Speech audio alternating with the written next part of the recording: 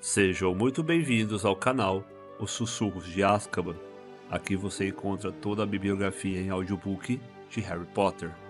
Não se esqueça de deixar o seu like e se inscrever no canal. É muito importante para continuar esse trabalho aqui.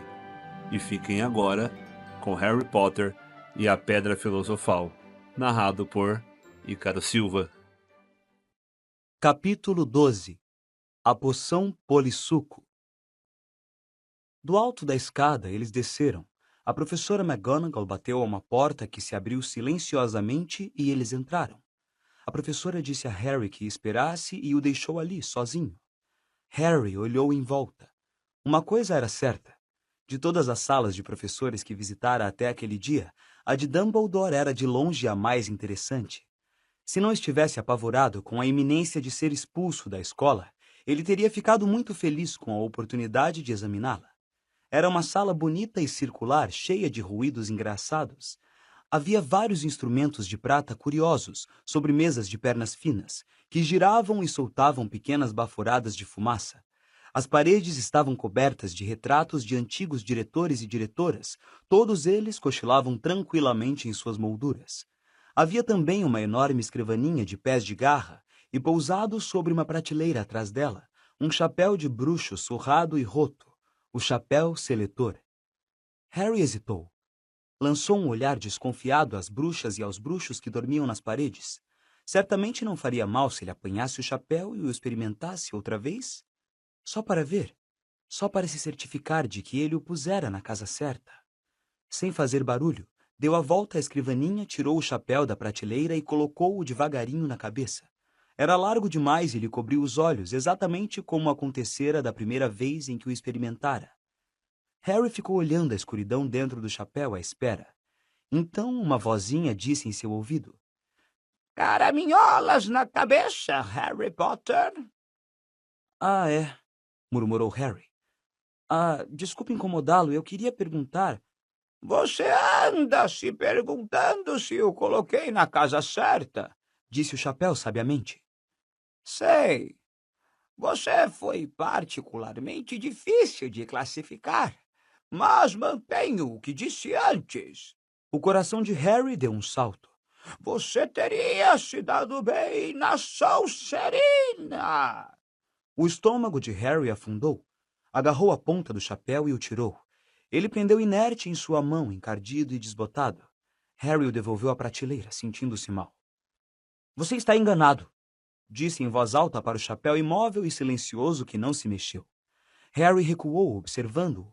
Então, um ruído estranho sufocado atrás dele o fez virar. Afinal, não estava sozinho. Encarapitado em um poleiro dourado atrás da porta, achava-se um pássaro de aparência decrépita que lembrava um peru meio depenado. Harry o encarou e o pássaro sustentou funestamente o seu olhar, tornando-o a fazer o mesmo ruído sufocado. Harry achou que ele parecia muito doente. Seus olhos estavam opacos e, mesmo enquanto Harry o observava, caíram mais algumas penas de sua cauda.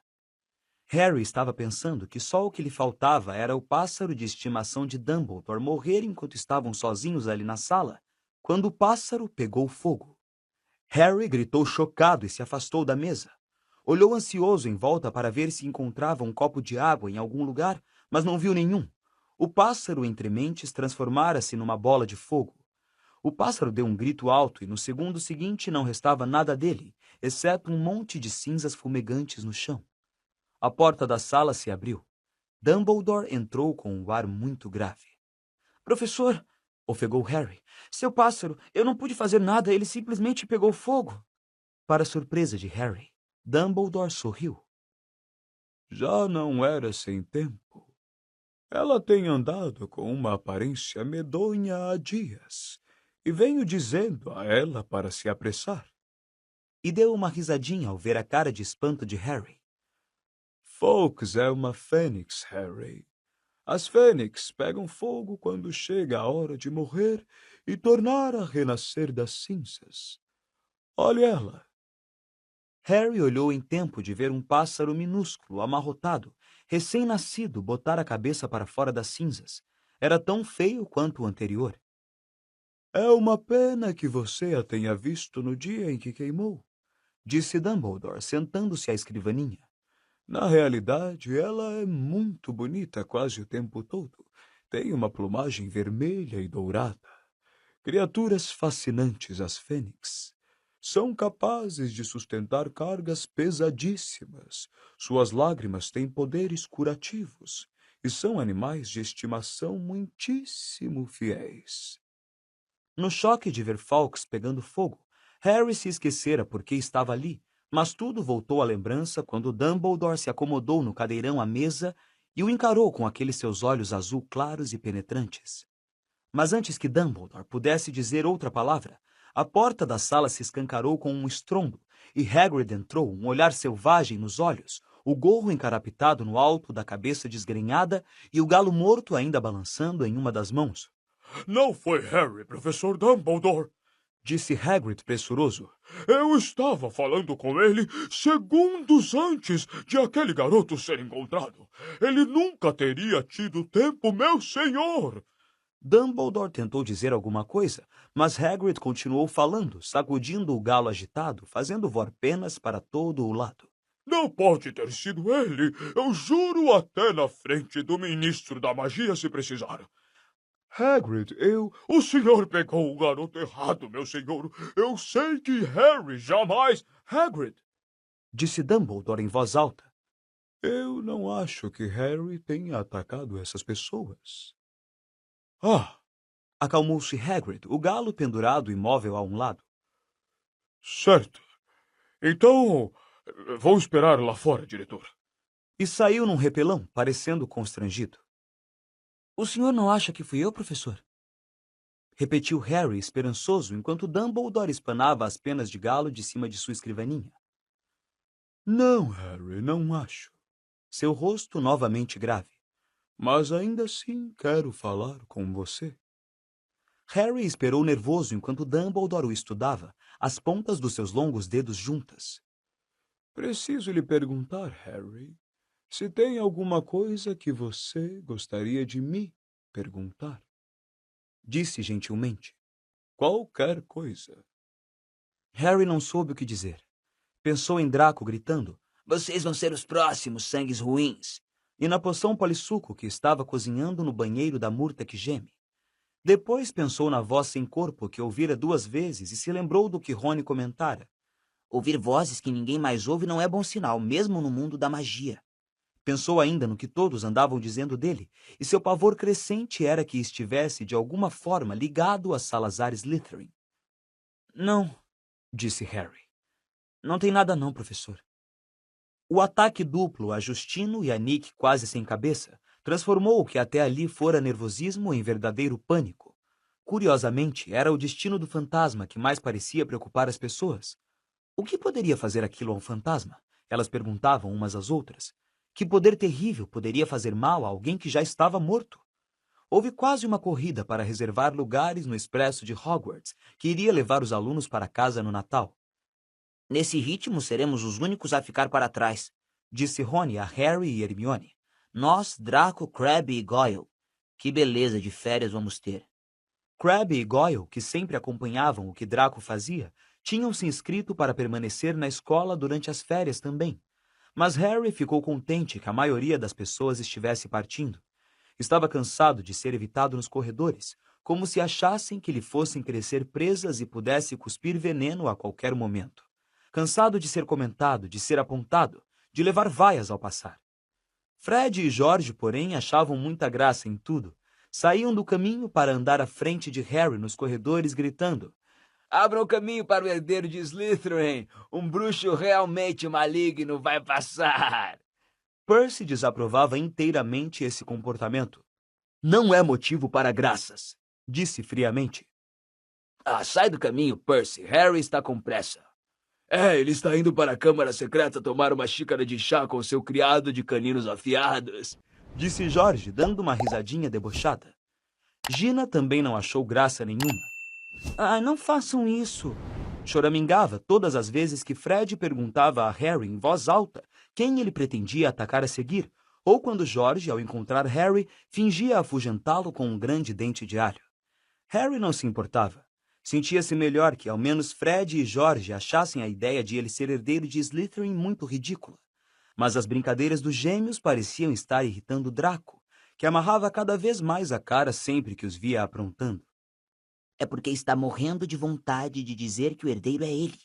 Disse Rony com ar de quem sabe das coisas. Vocês sabem que Draco detesta quando alguém o supera em alguma coisa, e você está recebendo todo o crédito pelo trabalho sujo que ele fez. Não será por muito tempo, Anunciou Hermione com um tom de satisfação. a poção polissuco está quase pronta. Vamos extrair a verdade dele a qualquer momento. Enfim, o período letivo terminou, e um silêncio profundo como a neve desceu sobre o castelo. Harry achou que o lugar ficara tranquilo em vez de sombrio, e gostou do fato de que ele, Hermione e os Weasley tivessem a torre da Grifinória só para eles. Assim podiam brincar de snap explosivo à vontade, sem incomodar ninguém, e praticar duelos sozinhos. Fred, George e Gina tinham preferido ficar na escola a visitar Guy no Egito com o Sr. e a Sra. Weasley. Percy, que desaprovava o que chamava de comportamento infantil dos gêmeos, não passava muito tempo na sala comunal da Grifinória. Tinha declarado pomposamente que ele só ficara para o Natal porque era seu dever como monitor, ajudar os professores em tempos tão tempestuosos. A manhã de Natal despontou fria e branca. Harry e Rony, os únicos que tinham restado no dormitório, foram acordados muito cedo por Hermione, que entrou de repente, completamente vestida, trazendo presentes para os dois. Acordem! Disse em voz alta, afastando as cortinas da janela. Mione, você não podia estar aqui. Disse Rony, protegendo os olhos da claridade. Feliz Natal para você também. Disse a garota, lhe atirando um presente. Estou de pé há quase 1 hora, acrescentando Emeróbios à poção. Está pronta. Harry se sentou de repente, muito acordado. Tem certeza? Positivo. Disse Hermione, empurrando Perebas, o rato, para poder se sentar na beirada da cama de Rony. Se vamos usá-la, eu diria que deve ser hoje à noite. Naquele momento, Edviges entrou voando no quarto, trazendo um pequeno pacote no bico. Olá, disse Harry alegremente quando a coruja pousou na cama dele. Você voltou a falar comigo? Edviges deu umas bicadinhas carinhosas na orelha dele, o que foi um presente muito melhor do que o que lhe trouxera, e que ele descobriu ser uma encomenda dos Dursley. Eles tinham enviado a Harry um palito e um bilhete, pedindo a ele que verificasse se não poderia ficar em Hogwarts durante as férias de verão também. Os outros presentes que ganhara de Natal foram bem melhores. Hagrid lhe mandou uma grande lata de bolinhos de chocolate, que Harry decidiu deixar amolecer junto à lareira antes de comer. Rony lhe deu um livro chamado Voando com os Canhões, um livro de fatos interessantes sobre o seu time de quadribol favorito. E Hermione lhe comprou uma caneta de luxo de pena de águia. Harry abriu o último presente e encontrou um suéter tricotado pela Sra. Weasley e um grande bolo de Natal. Leu o cartão dela com uma nova onda de remorsos, pensando no carro do Sr. Weasley, que não era visto desde a colisão com o Salgueiro Lutador, e a nova série de indisciplinas que ele e Rony estavam planejando.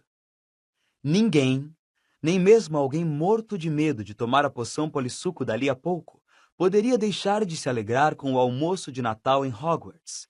O salão principal estava magnífico. Não só tinha uma dúzia de árvores de Natal cobertas de cristais de gelo e largas guirlandas de visco e azevinho que cruzavam o teto, como também caía uma neve encantada, morna e seca. Dumbledore puxou o coro de algumas de suas músicas de Natal preferidas. Hagrid cantava cada vez mais alto a cada taça de gemada de vinho quente que consumia. Percy, que não reparou que Fred havia enfeitiçado o seu distintivo de monitor, agora com os dizeres cabeça de alfinete, não parava de perguntar aos garotos por que ficavam dando risadinhas. Harry nem ligou que Draco Malfoy, sentado à mesa da Sonserina, estivesse fazendo comentários altos e debochados sobre o seu novo suéter. Com um pouco de sorte, ele receberia o troco dentro de algumas horas. Harry e Rony mal tinham acabado de comer o 3º prato de pudim de Natal, quando Hermione os levou para fora do salão para finalizar os planos para aquela noite. Ainda precisamos de uns pedacinhos das pessoas em quem queremos nos transformar, disse Hermione num tom trivial, como se estivesse mandando os garotos ao supermercado comprar detergente. E é claro que será melhor se pudermos conseguir alguma coisa de Crabbe e Goyle. Eles são os melhores amigos de Malfoy, que contará aos dois qualquer coisa. E também temos que garantir que os verdadeiros Goyle e Crabbe não apareçam de repente enquanto interrogamos Draco. Já tenho tudo resolvido, continuou ela calmamente, não dando atenção às caras espantadas de Harry e Rony, e mostrou 2 pedaços de bolo de chocolate. Recheie estes dois com uma simples poção do sono. Vocês só precisam se certificar de que Crabbe e Goyle encontrem os bolos.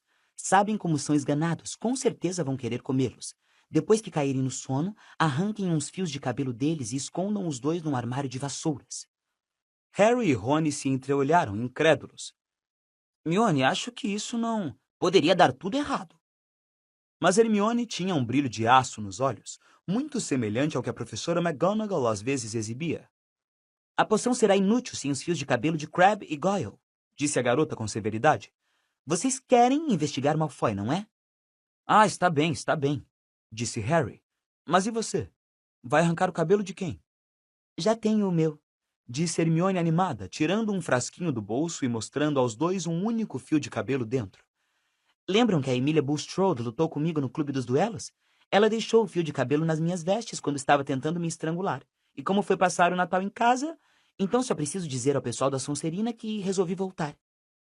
Quando Hermione saiu apressada para verificar outra vez a poção polissuco, Rony se virou para Harry com uma expressão de fim do mundo no rosto. Você já ouviu falar de um plano em que tantas coisas pudessem dar errado?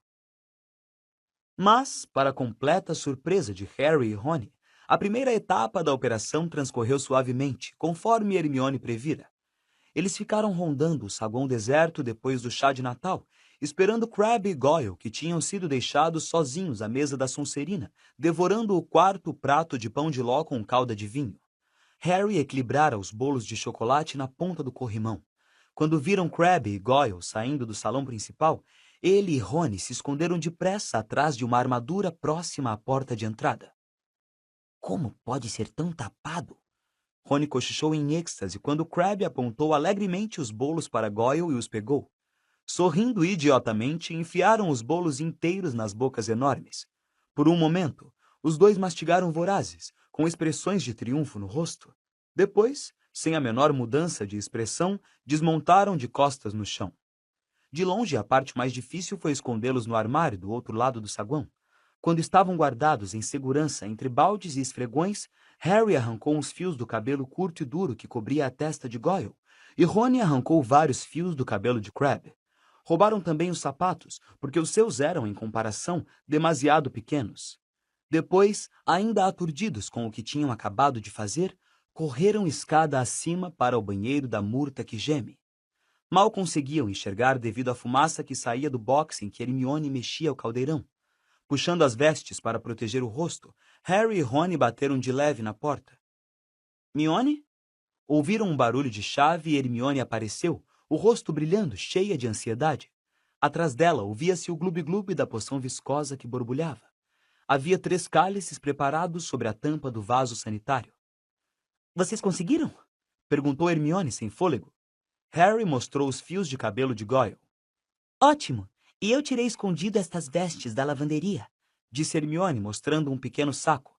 Vocês precisarão de números maiores, porque vão ser Crabbe e Goyle. Os 3 espiaram dentro do caldeirão. De perto, a poção parecia uma lama escura e espessa que borbulhava devagar. Tenho certeza de que fiz tudo direito, disse Hermione nervosa, relendo a página manchada de poções muito potentes.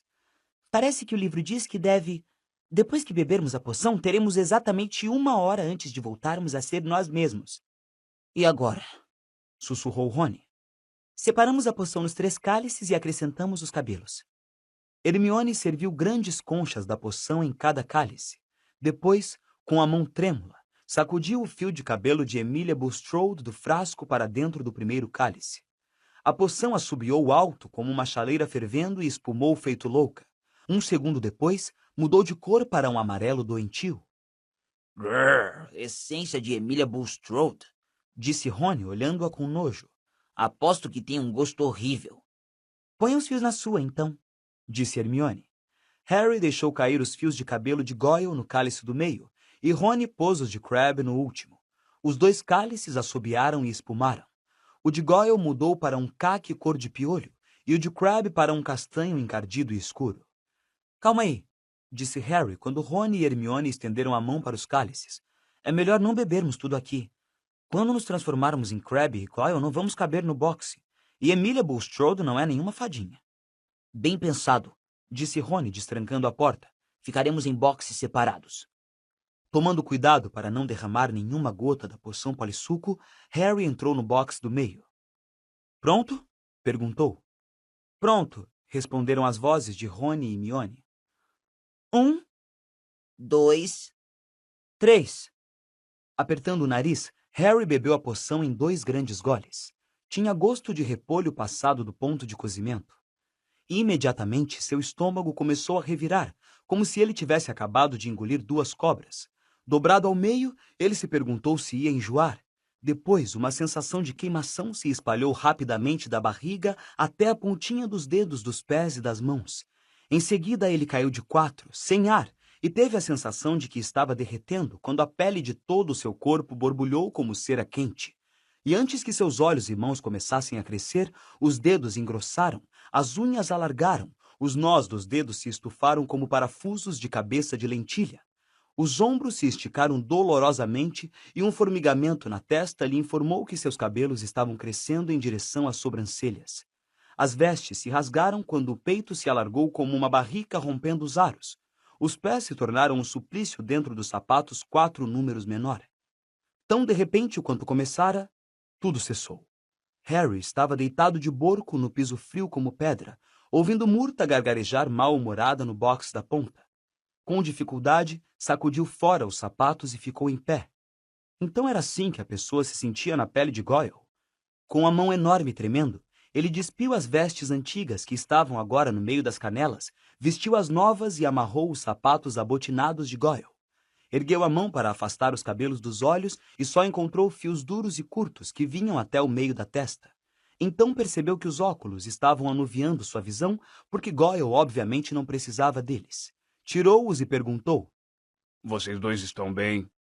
A voz baixa e irritante de Goyle saiu de sua boca. Estou! Veio o rosnado profundo de Crabbe da sua direita. Harry destrancou a porta e foi até o espelho rachado. Goyle o encarou com aqueles olhos opacos e fundos. Harry coçou a orelha. Goyle também. A porta de Rony se abriu. Eles se entreolharam. Exceto que parecia pálido e chocado, Rony era indistinguível de Crabbe, do corte de cabelo em cuia até os braços compridos de gorila. Isso é incrível! Disse Rony, aproximando-se do espelho e cutucando o nariz chato de Crabbe. Incrível! É melhor irmos andando, disse Harry, afrouxando o relógio que ficara apertadíssimo no pulso grosso de Goyle. Ainda temos que descobrir onde fica a sala comunal da Sonserina. Só espero que a gente encontre alguém para seguir. Rony, que estivera observando Harry, disse: Você não sabe como é esquisito ver o Goyle pensando. Bateu então na porta de Hermione. Vamos, precisamos ir. Uma voz aguda respondeu: Eu acho que afinal não vou. Vão indo sem mim. Hermione, nós sabemos que a Emília Bulstrode é feia. Ninguém vai saber que é você. Não, verdade, acho que não vou.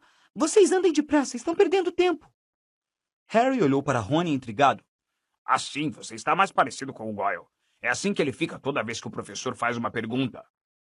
Hermione, você está bem? Perguntou Harry através da porta. Muito bem, vão andando. Harry consultou o relógio. 5 dos preciosos 60 minutos já se tinham passado. Na volta nos encontramos aqui, está bem? Falou ele. Os 2 garotos abriram a porta do banheiro com cautela, verificaram se a barra estava limpa e saíram. Não balance os braços desse jeito, murmurou Harry para o amigo. Hein? Crabbe mantém os braços meio duros. Que tal assim? Assim está melhor. Os 2 desceram a escada de mármore. Só precisavam agora que aparecesse um aluno da Sonserina para o seguirem até o salão comunal da casa. Mas não havia ninguém por perto. Alguma ideia? Murmurou Harry. Os alunos da Sonserina sempre vêm daquela direção para tomar café da manhã. Disse Rony, indicando com a cabeça a entrada para as masmorras. Mal as palavras saíram de sua boca e uma menina de cabelos longos e crespos saiu pela entrada. Desculpe, disse Rony, correndo para ela. Esquecemos qual é o caminho para o nosso salão comunal. Como? Perguntou a garota empertigada. Nosso salão comunal? Eu sou da Corvinal. E se afastou, olhando desconfiada para os 2. Harry e Rony desceram os degraus de pedra, mergulhando na escuridão, seus passos ecoando particularmente altos à medida que os enormes pés de Crabbe e Goyle batiam no chão, sentindo que a coisa não ia ser tão fácil quanto tinham esperanças que fosse. Os corredores que lembravam labirintos estavam desertos. Eles foram se internando cada vez mais fundo por baixo da escola, verificando constantemente os relógios para ver quanto tempo ainda lhes sobrava. Passados 15 minutos, quando iam começando a se desesperar, ouviram um movimento repentino no alto. Ha! Gritou Rony, excitado. Aí vem um deles agora. O vulto vinha saindo de um aposento lateral.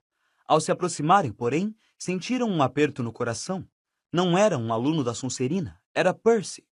Que é que você está fazendo aqui embaixo? Perguntou Rony, surpreso. Percy fez cara de afrontado. Isto, disse-se impertigando, não é da sua conta. É o Crabbe, não é? Que? Ah, sim. Disse Rony. Muito bem, já para os seus dormitórios, disse Percy com severidade. Não é seguro ficar andando por corredores escuros hoje em dia. Mas como é que você está andando? Lembrou Rony. Eu, disse Percy impertigando-se. Sou monitor. Nada vai me atacar. De repente, ecoou uma voz atrás de Harry e Rony. Draco Malfoy vinha em direção ao grupo e, pela primeira vez na vida, Harry teve prazer em vê-lo. Aí, até que enfim, Disse ele com voz arrastada, olhando para os dois. estiveram se empapuçando no salão principal esse tempo todo. Andei procurando vocês, quero que vejam uma coisa realmente engraçada. Malfoy lançou um olhar mortífero a Percy. E o que é que você está fazendo aqui embaixo, Weasley? Perguntou com desdém. Percy parecia indignado. Vocês precisam mostrar um pouco mais de respeito por um monitor da escola, disse. Não gosto de sua atitude. Malfoy riu debochado e fez sinal para Harry e Rony o seguirem. Harry quase pediu desculpas a Percy, mas se conteve bem em tempo. Ele e Rony correram atrás de Draco, que disse assim que viraram o corredor. Esse Peter Weasley. Percy. Rony corrigiu automaticamente. O que seja, tenho visto ele rondando por aqui um bocado ultimamente. E aposto como sei o que está aprontando. Acha que vai pegar o herdeiro de Slytherin sozinho. Draco deu uma risada curta e debochada. Harry e Rony se entreolharam animados. O garoto parou junto a um trecho da parede de pedra liso e úmido. Como é mesmo a senha? Perguntou a Harry. Hesitou Harry. Ah, já sei. Puro sangue. Disse Draco, sem parar para ouvir, e uma porta de pedra escondida na parede deslizou. Draco entrou e Harry e Rony o seguiram. A sala comunal da Sonserina era um aposento comprido e subterrâneo, com paredes de pedra rústica, de cujo teto pendiam correntes com luzes redondas e esverdeadas. Um fogo ardia na lareira, encimada por um console de madeira esculpida, e ao seu redor viam-se as silhuetas de vários alunos da Sonserina em cadeiras de espaldar alto. Esperem aqui, disse Draco a Harry e Rony, indicando duas cadeiras vazias mais afastadas da lareira. Vou buscar, meu pai acabou de me mandar. Imaginando o que Draco iria lhes mostrar, Harry e Rony se sentaram, fazendo o possível para parecer à vontade. Draco voltou 1 minuto depois, trazendo um papel que parecia ser um recorte de jornal. Enfiou-o na cara de Rony. Isso vai fazer vocês darem uma boa gargalhada. Harry viu os olhos de Rony se arregalarem de choque. Ele leu o recorte depressa, deu uma risada forçada e o entregou a Harry. A notícia fora recortada do Profeta Diário e dizia: Inquérito no Ministério da Magia. Arthur Weasley, chefe da seção de controle do mau uso dos artefatos dos trouxas, foi multado hoje em 50 galeões por enfeitiçar um carro dos trouxas. O Sr. Lúcio Malfoy, membro da diretoria da Escola de Magia e Bruxaria de Hogwarts, onde o carro enfeitiçado bateu no início deste ano, pediu hoje a demissão do Sr. Weasley. Weasley desmoralizou o ministério, declarou o Sr. Malfoy ao nosso repórter. Ficou claro que ele não está qualificado para legislar e o seu projeto de lei para proteger os trouxas deveria ser imediatamente esquecido. O Sr. Weasley não foi encontrado para comentar essas declarações, embora sua mulher tenha dito aos repórteres para se afastarem da casa e ameaçado mandar o vampiro da família atacá-los. E aí? Perguntou Draco impaciente quando Harry devolveu o recorte. Vocês não acham engraçado? Riu Harry, desanimado. Arthur Weasley gosta tanto de trouxas que devia partir a varinha e ir se juntar a eles. Disse Draco desdenhoso. Pela maneira como se comportam, nem dá para dizer que os Weasley são puros sangues. A cara de Rony, ou melhor, de Crabbe, se contorceu de fúria. Qual é o problema, Crabbe? Perguntou Draco com rispidez. Dor de estômago. Grunhiu Rony.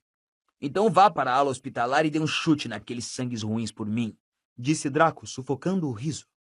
Sabe, estou admirado que o Profeta Diário ainda não tenha noticiado todos esses ataques. Continuou pensativo. Suponho que Dumbledore esteja tentando abafar o caso. Ele vai ser despedido se isso não parar logo. Meu pai diz que Dumbledore foi a pior coisa que já aconteceu a Hogwarts. Ele adora trouxas. Um diretor decente nunca deixaria escória como Creevy entrar. Draco começou a tirar fotografias com uma máquina imaginária e fez uma imitação cruel, mas exata de Colin. Potter, posso bater uma foto sua, Potter? Pode me dar o seu autógrafo? Posso lamber os seus sapatos? Por favor, Potter. Ele deixou cair as mãos e olhou para Harry e Rony. Que é que há com vocês dois? Em atraso, Harry e Rony forçaram uma risada, mas Draco pareceu satisfeito. Talvez Crabbe e Goyle sempre fossem lentos para entender as coisas. São Potter, o amigo dos sangues ruins, disse Draco lentamente. Ele é outro que não tem espírito de bruxo, ou não andaria por aí com aquela Granger sangue ruim metida à besta. E tem gente que acha que ele é o herdeiro de Slytherin. Harry e Rony esperaram com a respiração suspensa. Draco estava certamente a segundos de contar que era ele. Mas então... Eu bem gostaria de saber quem é, disse com petulância. Até poderia ajudar. O queixo de Rony caiu de um jeito que Crabbe pareceu ainda mais tapado do que de costume. Felizmente, Draco não reparou, e Harry, pensando rápido, disse: Você deve ter uma ideia de quem está por trás disso tudo. Você sabe que não tenho, Goyle. Quantas vezes preciso lhe dizer isso? Retrucou Draco com maus modos. E meu pai não quer me contar nada sobre a última vez que a Câmara foi aberta tampouco.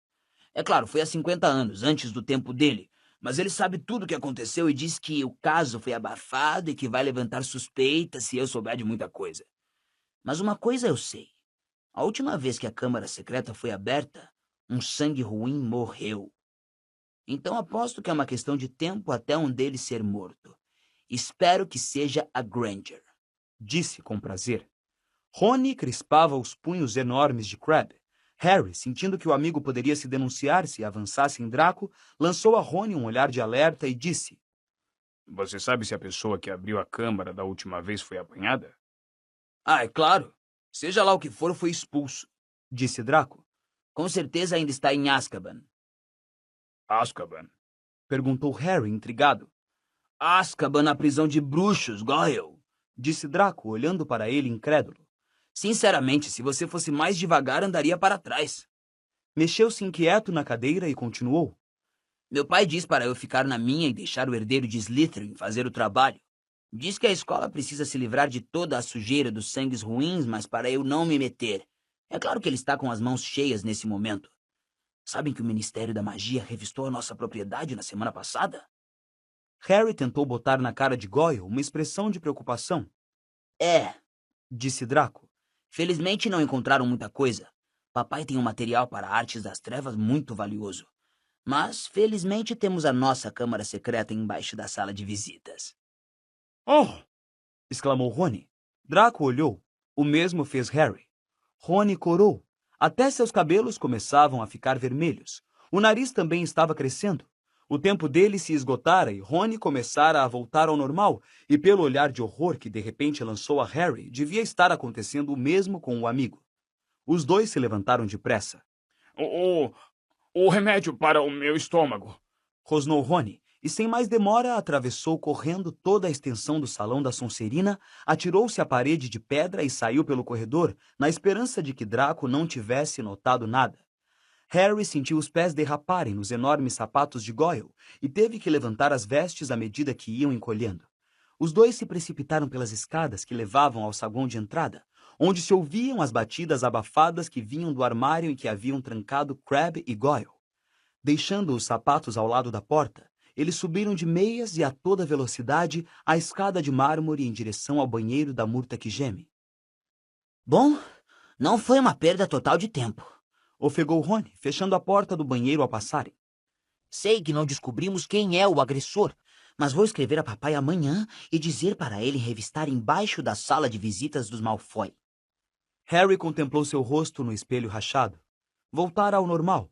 colocou os óculos enquanto Rony socava a porta do boxe de Hermione. Mione, saia daí! Temos um monte de coisas para lhe contar. Vão embora! Disse Hermione, esganiçada. Harry e Rony se entreolharam. Qual é o problema? Perguntou Rony. Você já deve ter voltado ao normal agora, Mas a murta que geme atravessou de repente a porta do boxe. Harry nunca a vira com a cara tão feliz. Ai, esperem até ver. Está horrível. Eles ouviram o trinco se abrir e Hermione saiu, soluçando, as vestes cobrindo a cabeça. Que foi que houve? Perguntou Rony, inseguro. Você continua com o nariz da Emília ou coisa assim? Hermione deixou as vestes caírem e Rony recuou contra a pia. O rosto da garota estava coberto de pelos negros. Os olhos tinham virado amarelos e orelhas compridas e pontudas espetavam para fora dos cabelos. Era um pelo de gato. Emília Bulstrode deve ter um gato. E a poção não deve ser usada para transformar animais. Uau! Exclamou Rony. Vão caçoar de você horrores. Exclamou Murta, feliz. Tudo bem, Mione, disse Harry depressa. Levamos você para a ala hospitalar. Madame Pomfrey nunca faz muitas perguntas. Levou muito tempo para persuadirem Hermione a deixar o banheiro. Murta, que geme, despediu-se dos garotos com uma risada gaiata. Espere até todo mundo descobrir que você tem rabo.